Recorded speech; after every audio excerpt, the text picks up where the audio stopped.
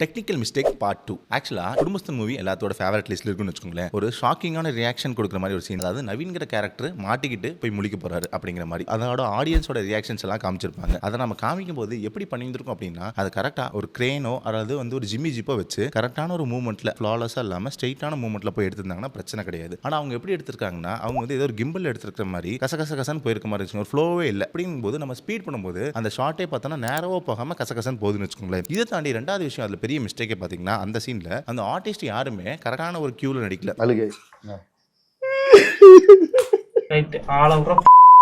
அதாவது அது ஷாக்கிங் ரியாக்ஷன்ங்கிறது தெரியும் எடுக்க போறாங்கன்னு. அவங்க கண்ணை சிமிட்டுறதா இருக்கட்டும், இல்லை கை இப்படி கொண்டு போறதா இருக்கட்டும், இதெல்லாம் நீங்கள் ஸ்பீட் பண்ணும்போது பார்த்தீங்கன்னா ஆக்வர்டாக இருக்குன்னு வச்சுக்கோங்களேன். கைண்ட் ஆஃப் யூடியூப் வீடியோ மாதிரி யூடியூப்லேருந்து தான் வந்திருக்காங்க. பட் ஒரு மூவி பண்ணும்போது அது ப்ராப்பரான பிளான்டு சீனாக இருந்துச்சுன்னா, ஏன்னா அது முக்கியமான சீன் அப்படிங்கும்போது பிளான் பண்ணி கரெக்டான ஸ்லோ மோஷன்ஸும் கரெக்டான ரிக் மூமெண்ட்ஸும் கரெக்டான ஆர்டிஸ்டோட ரியாக்ஷன் கொடுத்துருந்தாங்கன்னா அது இன்னும் வேல்யூபிளாக இருக்குன்னு வச்சுக்கோங்களேன். இது மாதிரி வீடியோஸ் பார்க்கணும்னா நம்ம பேஜை ஃபாலோ பண்ணிக்கோங்க.